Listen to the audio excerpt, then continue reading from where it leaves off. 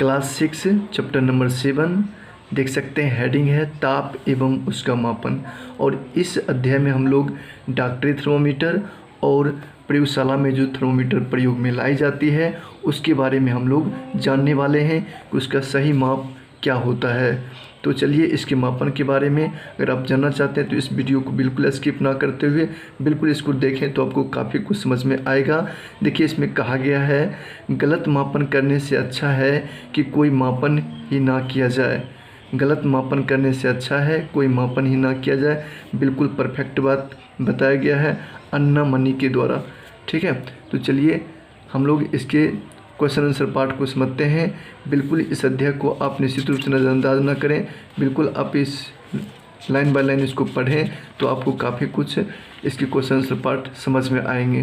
तो आप निश्चित रूप से अगर आप स्टूडेंट हैं, अगर आपके पास ये बुक है तो आप निश्चित रूप से इसके क्वेश्चन आंसर पार्ट देखने से पहले आप इसको लाइन बाय लाइन ज़रूर पढ़ें। तो चलिए अब हम लोग इसके क्वेश्चन आंसर पार्ट को समझते हैं। क्वेश्चन आंसर पार्ट आपका यहाँ से स्टार्ट होता है। सबसे पहला क्वेश्चन है किसी स्वस्थ मानव शरीर का समान ताप लगभग डैश होता है। किसी स्वस्थ मानव शरीर का समान ताप लगभग डैश होता है। तो इसमें ऑप्शन नंबर आपका ख जो है बिल्कुल परफेक्ट हो जाएगा। 37.0 डिग्री सेल्सियस ये किसी भी स्वस्थ मानव शरीर का समान ताप होता है। नेक्स्ट है 37 डिग्री सेल्सियस के समान ताप है। 37 डिग्री सेल्सियस के समान ताप इसमें फ़ारेनहाइट में दिया हुआ है। तो फ़ारेनहाइट में आपको कौन होगा, तो इसमें आपका हो जाएगा 98.6 डिग्री फ़ारेनहाइट। 98.6 डिग्री फ़ारेनहाइट इसे आप नोट कर लेंगे।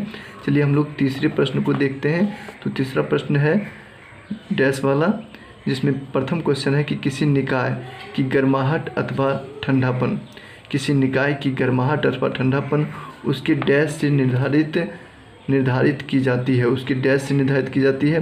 किसी निकाय की गर्माहट अथवा ठंडापन उसके डैश से निर्धारित की जाती है तो उसके तापमान से निर्धारित की जाती है। तो इसमें आप नोट कर लेंगे तापमान। तापमान इसका आंसर हो जाएगा। नेक्स्ट है हिमशीत जल का ताप डैश तापमापी द्वारा नहीं मापा जा सकता। हिमशीत जल का ताप डैश तापमापी द्वारा नहीं मापा जा सकता। तो ये हो जाएगा डॉक्टरी थर्मोमीटर। डॉक्टरी थर्मोमीटर के द्वारा तापमापी के द्वारा नहीं मापा जा सकता। नेक्स्ट है ताप का मात्रक डिग्री डैश होता है। तो ताप का मात्रक डिग्री सेल्सियस होता है। ताप का मात्रक डिग्री सेल्सियस होता है। नेक्स्ट है प्रयोगशाला तापमापी की मापन सीमा क्या होती है। प्रयोगशाला तापमापी जो होता है उसका मापन सीमा -10 डिग्री सेल्सियस से शुरू हो जाता है और अधिकतम 110 डिग्री सेल्सियस तक होता है। तो इसमें लिखेंगे -10 डिग्री सेल्सियस से 110 डिग्री सेल्सियस इसका न्यूनतम होता है -10 डिग्री सेल्सियस और इसका अधिकतम होता है 110 डिग्री सेल्सियस। तो देख सकते हैं ये आपका ख नंबर ऑप्शन सही हो जाएगा। चलिए हम लोग 5वां नंबर को समझते हैं। 5वां नंबर क्वेश्चन कह रहा है कि जल का तापमान, तो देख सकते हैं कह रहा है यहाँ पे जल का तापमान मापने के लिए 4 विद्यार्थियों ने प्रयोगशाला तापमापी का उपयोग चित्र 7.6 में दर्शाए अनुसार किया। तो चित्र 7.4 में आप 7.6 में देख सकते हैं 4 विद्यार्थी द्वारा जो है मापने के लिए जो है प्रयोगशाला तापमापी का प्रयोग किया गया है। तो कैसे प्रयोग किया, सबसे पहले विद्यार्थी 1 जो है देखिए तिरछा लेकर के प्रयोग किया है। विद्यार्थी 2 सीधा लेकर प्रयोग किया गया है लेकिन इसके सतह में जो है तल में नहीं सटाया गया है। और विद्यार्थी 3 द्वारा जो है सतह में सटाया गया है और विद्यार्थी 4 द्वारा जो है इसके सतह में ये किनारे से सटाया गया। तो किस विद्यार्थी ने सही मापन किया है ये क्वेश्चन आपको इसमें पूछा जा रहा है। तो इसमें जो है आप देख सकते हैं विद्यार्थी 2 जो है बिल्कुल सिर्फ पानी से स्पर्श किया है, इसके सतह में नहीं सटाया। तो ये ऑप्शन बिल्कुल सही हो जाएगा। आपको सिर्फ पानी में सटाने से ही प्रयोगशाला थर्मोमीटर का तापमान जो है बढ़ने लगता है और उसको आसानी से नापा जा सकता है। तो सिर्फ तापमान नापने के लिए हमें सिर्फ पानी में स्पर्श कराना होता है, ना कि उसके सतह में। तो बिल्कुल विद्यार्थी 2 जो मापा है बिल्कुल सही मापा है। तो इसका ऑप्शन नंबर विद्यार्थी 2 का बिल्कुल सही हो जाएगा। तो देख सकते हैं आगे इसी में कह रहा है किस विद्यार्थी ने तापमान मापन के लिए सही प्रक्रिया अपनाई, तो इसमें आपका विद्यार्थी 2 ख नंबर ऑप्शन सही हो जाएगा। आगे बढ़ते हैं तो आगे 6 नंबर में क्वेश्चन में कहा जा रहा है नीचे दिए गए तापमानों को तापमापियों के आरेखों पर स्तंभ के लाल रंग भरकर दर्शाइए। लाल रंग भर करके दर्शाइए। 14 डिग्री सेल्सियस तक आपको जाना है, तो 14 डिग्री सेल्सियस इसमें क्या कौन सा होगा, पहले इसको हम जूम करके आपको दिखा दें। 14 डिग्री सेल्सियस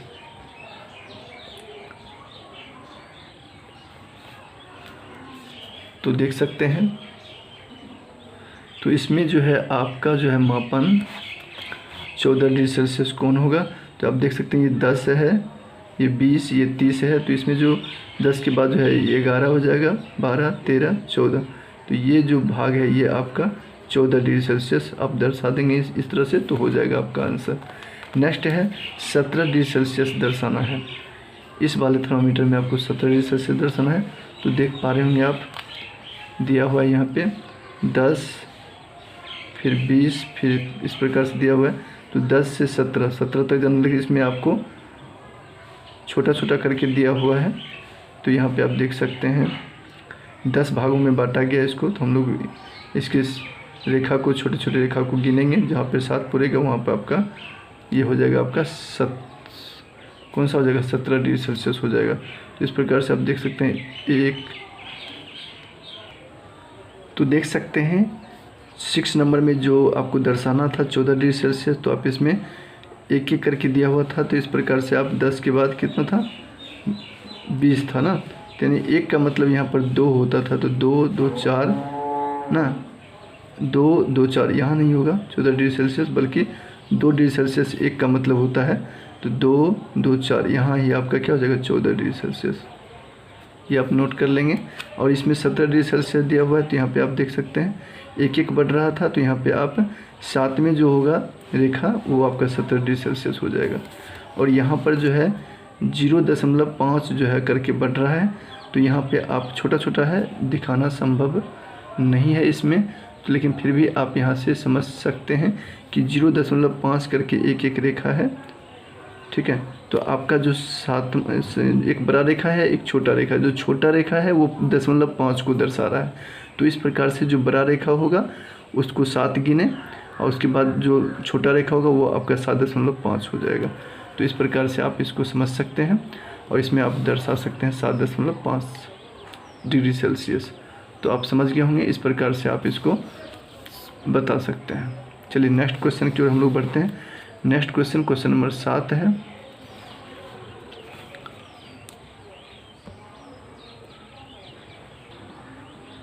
क्वेश्चन नंबर 7 में कह रहा है कि नीचे दर्शाए गए तापमापी के भाग का अवलोकन कीजिए और निम्नलिखित प्रश्नों के उत्तर दीजिए। नीचे जो 3 प्रश्न दिया हुआ है उसका उत्तर देना है, और इस तापमापी को देख करके। तो पहला लिखा हुआ यह किस प्रकार का तापमापी है, यह किस प्रकार का तापमापी है, तो ये प्रयोगशाला तापमापी है। ये किस प्रकार का तापमापी है, प्रयोगशाला तापमापी है। तापमापी का पाठ्यांक क्या है, तो तापमापी का पाठ्यांक आप देख सकते हैं यहाँ पर जो है,